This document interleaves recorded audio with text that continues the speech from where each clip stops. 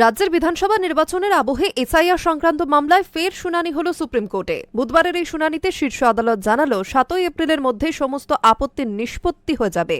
সঙ্গে বলা হয় নির্বাচনে ভোট দিতে না পারলেও ভোটাধিকার অটুট থাকবে।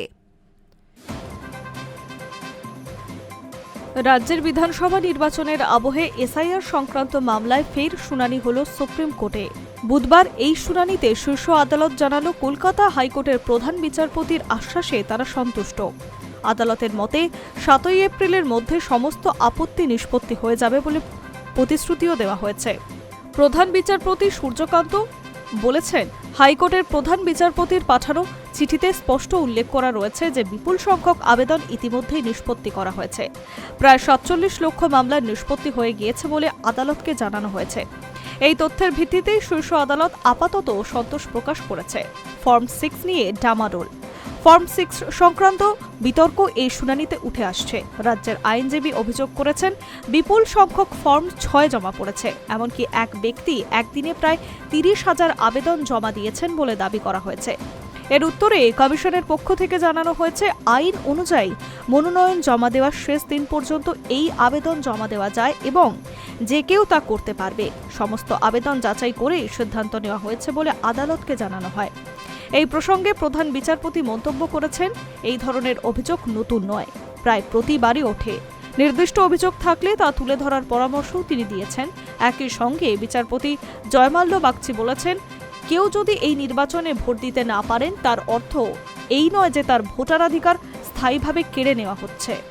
শুনানির সময় নির্বাচন কমিশনের আইনজীবীরা জানান, প্রাক্তন বিচারপতিদের প্রশিক্ষণের ব্যবস্থা করা হচ্ছে। বুধবারই সেই প্রশিক্ষণ শুরু করা হবে এবং পরদিন থেকেই ট্রাইব্যুনালের কাজ চালু করা হবে। তিনি এমনটাই জানিয়েছেন আদালতে। তবে এই প্রশিক্ষণ প্রক্রিয়া নিয়ে আপত্তি তোলে রাজ্যের পক্ষের আইনজীবী কল্যাণ বন্দ্যোপাধ্যায় প্রশ্ন তোলেন, কমিশন কিভাবে একতরফাভাবে প্রাক্তন বিচারপতিদের প্রশিক্ষণ দিতে পারে। তার বক্তব্য, এই প্রক্রিয়া নিরপেক্ষতা নিয়ে প্রশ্ন উঠতে পারে। তবে এই আপত্তি খারিজ করে দেয় প্রধান বিচারপতি। তিনি স্পষ্ট বলেন, প্রশিক্ষণ নেওয়ায় সমস্যা কোথায় তা পরিষ্কার নয়। একই সঙ্গে তিনি আশ্বস্ত করেন, প্রাক্তন বিচারপতিরাই স্বাধীনভাবে সিদ্ধান্ত নেবেন। বিচারপতি জয়মাল্য বাগচি একই প্রসঙ্গে বলেন, নির্বাচন কমিশনের আধিকারিকদের হস্তক্ষেপ নিয়ে উদ্বিগ্ন হওয়ার কোনো কারণ নেই। তার বক্তব্য, বিচারকদের নিরপেক্ষতা নিয়ে আদালতের কোনো সংশয় নেই, যদিও এই ধরনের কাজ তাদের কাছে নতুন নয়।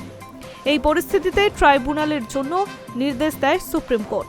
আদালতের নির্দেশ, অনলাইন অফলাইন দুই ধরনের আপিল সংক্রান্ত বিষয়কে প্রাক্তন বিচারপতিদের পূর্ণাঙ্গ ধারণা দিতে হবে প্রশিক্ষণের মাধ্যমে। পাশাপাশি যে নথি আগে বিচার বিভাগীয় আধিকারিকদের সামনে পেশ করা হয়নি তা নতুন করে গ্রহণ করা যাবে না। কোনো নথি গ্রহণের আগে তার সত্যতা যাচাই করতে হবে, এমনটাই নির্দেশ দিয়েছে সুপ্রিম কোর্ট। আগামী ৬ এপ্রিল বিকেল ৪টে এসআইআর মামলার পরবর্তী শুনানি। High News network.